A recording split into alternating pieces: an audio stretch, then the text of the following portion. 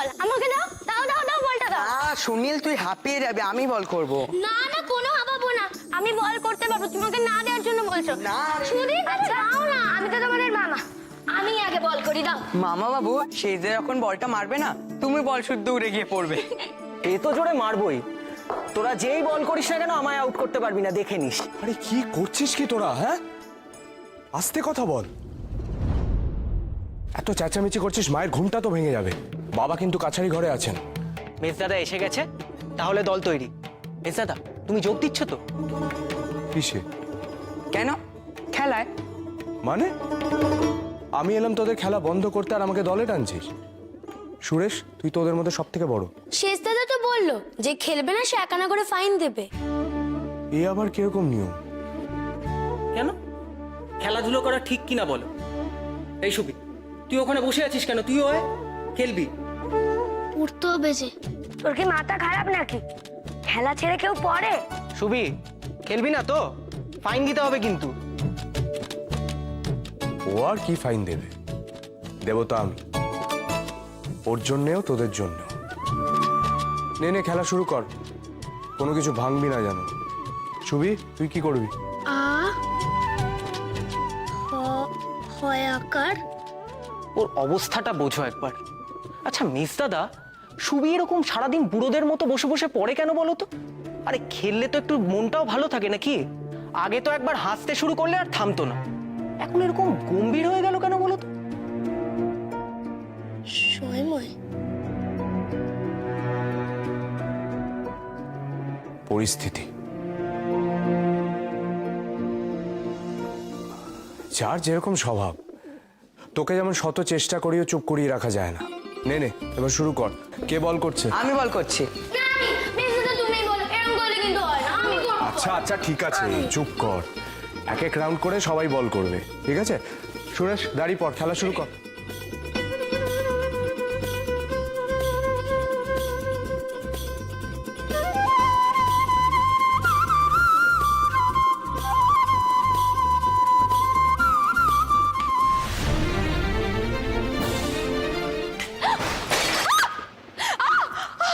ওরে বাবা রে, ওরে বাপ রে বাপ।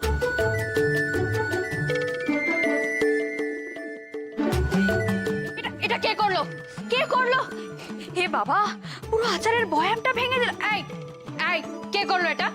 কে করলো?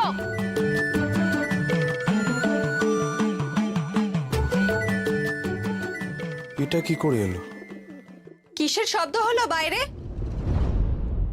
আব্দুল, মানুদা, বলরাম সবাই কোথায়? দিদি কিসের শব্দ? এ কি? কি আর বলবো মা, এই আচারের বয়ামটা আমি ভাড়ার ঘরে নিয়ে যাচ্ছিলাম।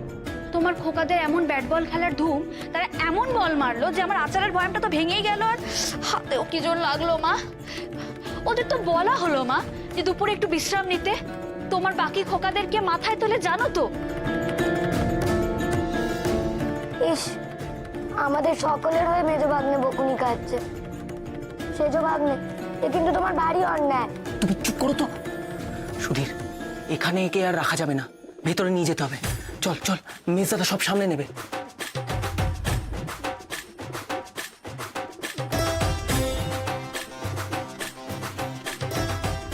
আজ বাদে কাল নাকি ওর বিয়ে হবে। কি বলবো তোমাকে শরৎ, তুমি না সবার বড় এখানে। সুরেশকে কিছু বলতে পারবো না, সে বেড়াতে এসছে এতদিন পরে। আর এত দৌড়ঝাঁপ করলে সুনীলটা তো হাঁপের কষ্ট হয়, তুমি সেটা জানো। আর সুধীরের সামনে পরীক্ষা, সকলে মিলে এই ভর দুপুরে ব্যাট বল খেলছে, আর তুমি সেটা দাঁড়িয়ে দাঁড়িয়ে দেখছো। দেখছে মানে? ও তো খেলছিল, ওর হাতেই তো ব্যাটটা। এই শরৎ, চুপ করে আছিস কেন? বল মাকে। কি বলবো বলো তো মা? দুপুরবেলা খেললে রোদ, বিকেলবেলা খেললে সন্ধে হয়ে যাওয়ার ভয়, পড়তে বসতে হবে। রাতের বেলা খেললে হিম লাগবে।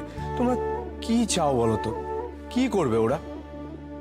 এই যে সুবি যে এখন বসে বই পড়ছে, এটাও তো তোমাদের কাছে অস্বাভাবিক লাগবে। বড়দিদি বলবে সবাই খেলছে, তুই ওদের সাথে না খেলে তুই এখন পড়ছিস। ও মা, বলবোই তো, যেটা স্বাভাবিক সেটা বলবো না? বলো মা। এই সুবি, এদিকে আয়। মা তুমি বলো ওকে। ঢের হয়েছে, এবার ক্ষান্ত দাও। বাড়িতে সব খেলাধুলো চলবে না, আর জিনিসপত্র ভাঙতে দেবো না আমি। রোদ্দুরটা পড়ুক, তারপর সকলকে নিয়ে বিকেলে বাইরে যেও। মানদা, মানদা! মনদা মাসি দেখো কি অবস্থা করেছে। ইস, অনুটা কত কষ্ট করে আচারটা তৈরি করলো, সব নষ্ট করে দিল। দিদি আমি না হয় সে পরে আবার বানিয়ে দেব। পরিষ্কার কর তাড়াতাড়ি। আগে মা জননী। দেখো যাও সুবি, ঘরে গিয়ে বিশ্রাম করো। তুমি কাজে যাও প্রমি। হ্যাঁ মা।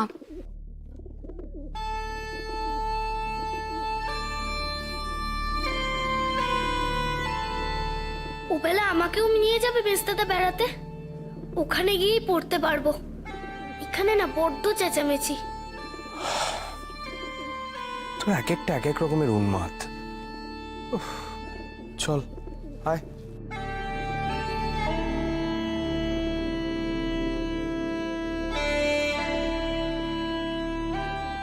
আজ বিকেলে ছেলেদের সাথে বেরিয়ে সোজা ক্ষুদিরামের দিদির কাছে যেতে হবে, না হলে আর সময় পাবো না খবর দেওয়ার। ওদিকে ওরা নিশ্চয়ই প্রাণের ঝুঁকি নিয়ে কাছে বেরিয়ে গেছে। ঠাকুর ঠাকুর ওরা যেন কাজটা করতে পারে।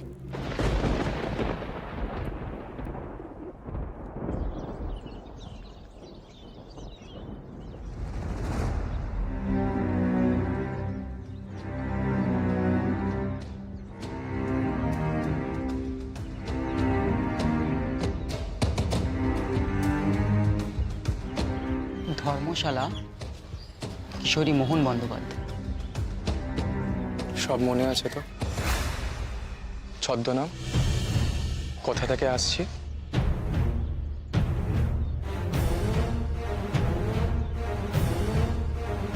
আজ থেকে ক্ষুদিরাম আর প্রফুল্ল এই নামগুলো আমরা ব্যবহার করব না।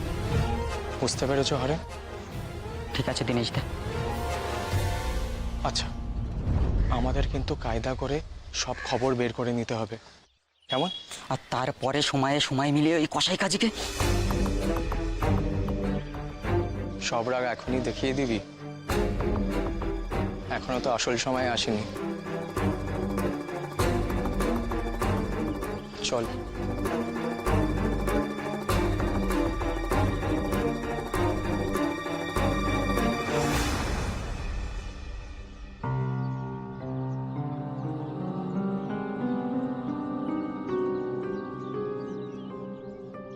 পঞ্চা, জলটা দিয়ে যা। আগে এটা কিশোরী মোহন বন্দ্যোপাধ্যায় বাবুর ধর্মশালা কি? হ্যাঁ, তো আপনারা? নমস্কার, থাকতে এসেছি। ও, তা বেশ তো। কি নাম? আগে হরেন সরকার।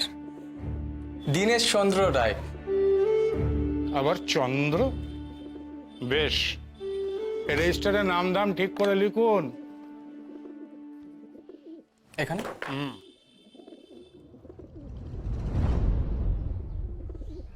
শুনলাম আপনাদের এখানে মস্ত বড় জজ সাহেব এসছেন। আরে সে আর বলতে, তিনি এখানে আসবার পরে শহরে তো পুলিশে পুলিশে একেবারে ছয়লা। হ্যাঁ, তা দেখলুম বটে। আচ্ছা, শুনলাম যে সাহেবের জন্য এই শহরের লোকেদের চলাফেরা দায় হয়ে উঠেছে। না না, ওই সকাল সকাল একটু পথঘাট বন্ধ থাকে কোর্টে যাওয়ার সময়। দীনেশ দা, আমাদের তো কাল ফেরার গাড়ি সকালেই। হ্যাঁ। আরে না না, সে অসুবিধা হবে না। আপনারা 9টার আগে চলে যাবেন। সাহেব তো 9টার সময় বাড়ি থেকে বেরোন। বুঝলেন তো? ইয়া বড় একটা ল্যান্ডো গাড়ি দেখার জন্য সকালে একেবারে ধুম পড়ে যায় রাস্তার আনাচে কানাচে। মানুষে মানুষে একেবারে ছয়লা। তা তো হবেই। আপনি দেখেছেন? হ্যাঁ হ্যাঁ, সে তো দেখেইছি। আপনারাও দেখতে পারেন চাইলে। আজ তো আর সকাল পাবেন না, সাহেব তো বিকেলে বাড়ি যান, আবার বাড়ি থেকে যান ক্লাবে। ও বাবা, ওসব ক্লাব টেলাব কেমন যেন দীনেশ দা? আপনারা শহরে নতুন এসেছেন, ঘুরুন ফিরুন। হ্যাঁ পঞ্চা, এই বাবুদের মালপত্রগুলো 2 নম্বর ঘরে রেখে দিবি, বুঝলি? যা, মালপত্রগুলো নিয়ে যা। 2 নম্বর ঘরটা বুঝলেন এখনো পরিষ্কার করা হয়নি। 2 নম্বর ঘরটা ভালো ঘর, আপনারা মালিকের নাম করলেন এসে, তা আপনাদের তো খারাপ ঘর দেওয়া যায় না, ঘরটা পরিষ্কার করেই আপনাদের দিচ্ছি। ততক্ষণ আপনারা একটু এখানে বসুন। না না না, আমরা বরং একটু ঘুরে আসি বাইরে থেকে। আয় হরেন।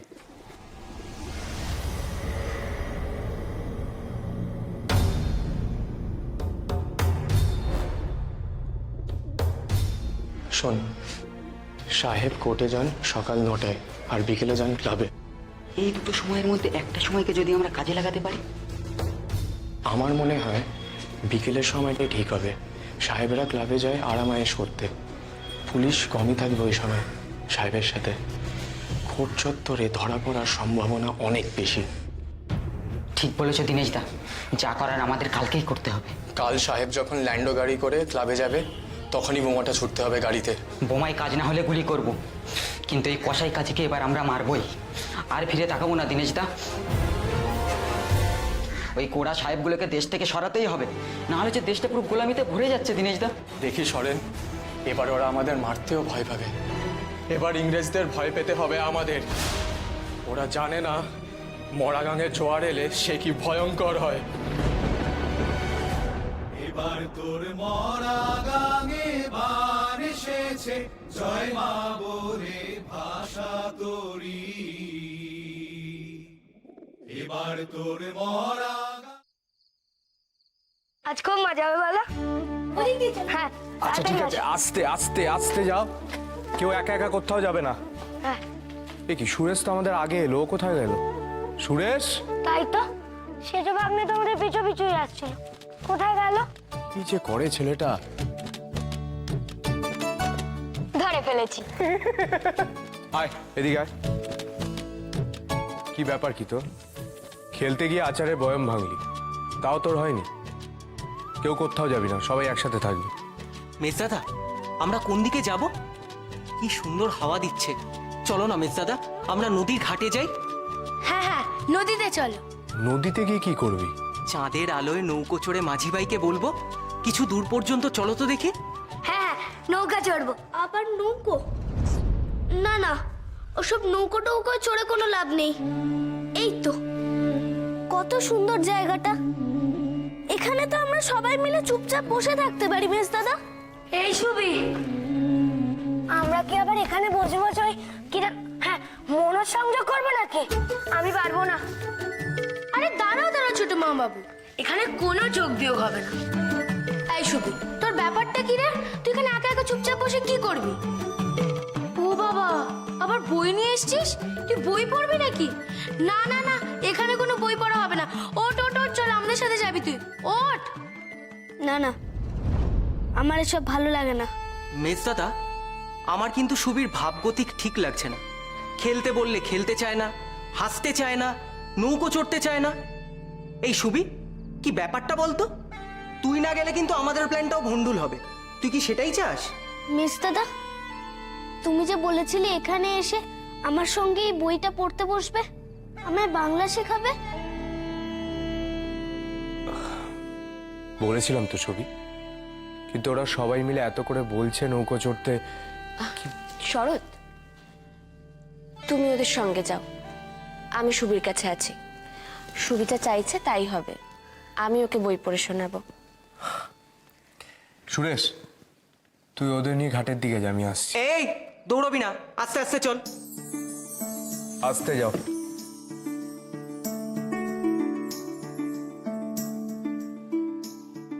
কি ব্যাপার অনুমাসী,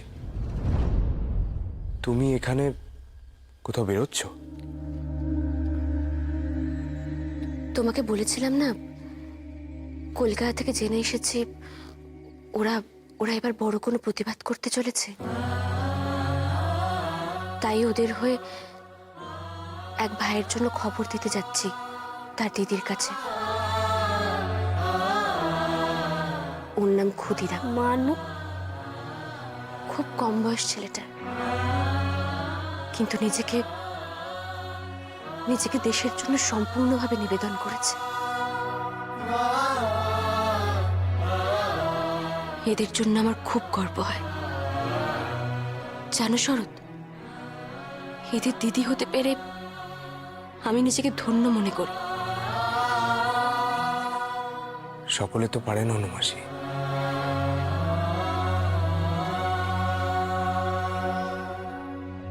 কেউ কেউ তো পারছে। তুমিও তো পেরেছো শরৎ।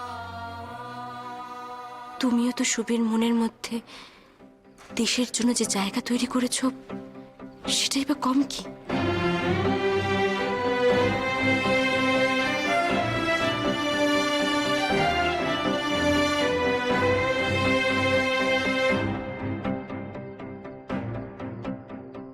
অনুমাসী, তুমি যে যাবে বাড়িতে, কি বলবো?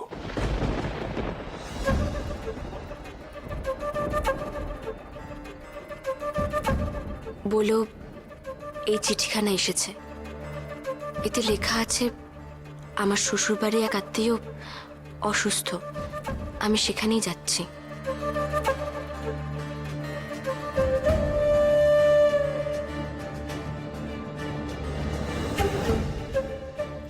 তুমি ভাবছো তো শরৎ,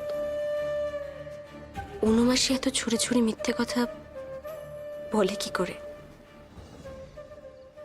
কিন্তু বিশ্বাস করো, আমার এর জন্য এতটুকু আফসোস নেই,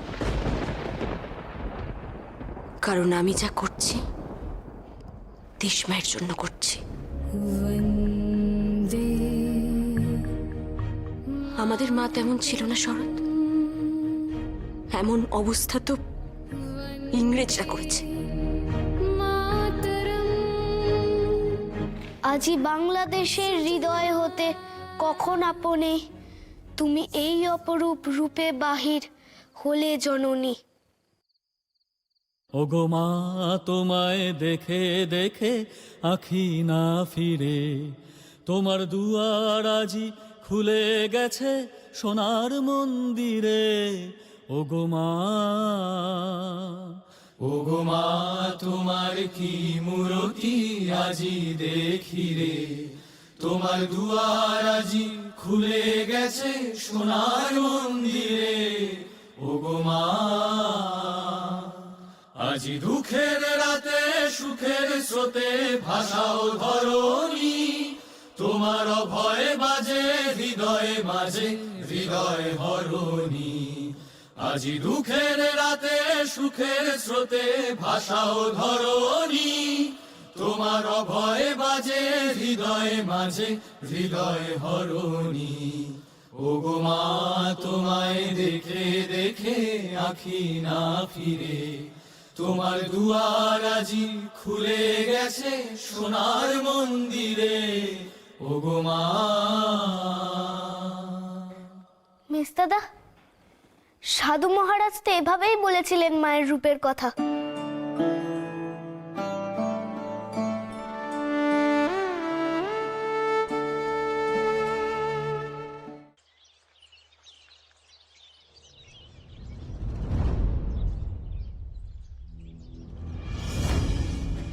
তার মানে ধর্মশালা থেকে বেরিয়ে বাদিকে। তার মানে দক্ষিণে গেলে ইউরোপিয়ান ক্লাব। এই চিহ্নটা ভালো করে লক্ষ্য করে রাখ, পালানোর সময় যেন পথ ভুল না হয়।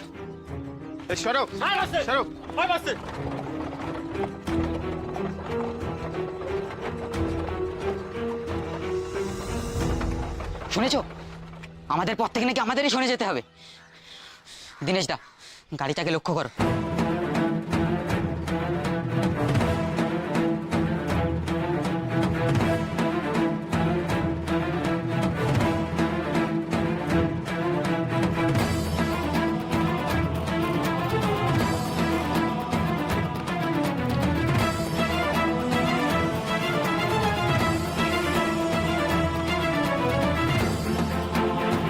কসাই কাজে কিংসফোর্ড, তার মানে এটাই ইউরোপিয়ান ক্লাব।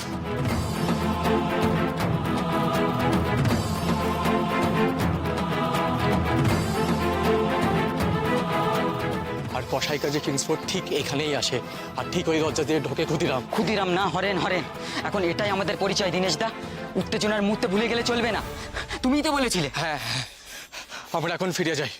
আজ রাতে এসে আবার লক্ষ্য করতে হবে কোন দিক থেকে আসে এই লোকটা। এটা ভালো করে আমাদের দেখে নিতে হবে, এই লোকটা যেন কিছুতেই বাঁচতে না পারে।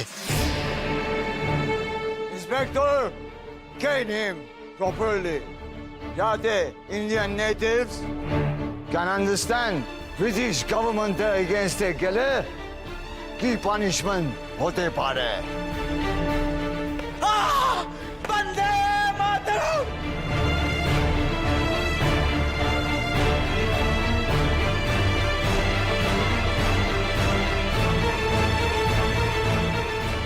না না, একেবারে না।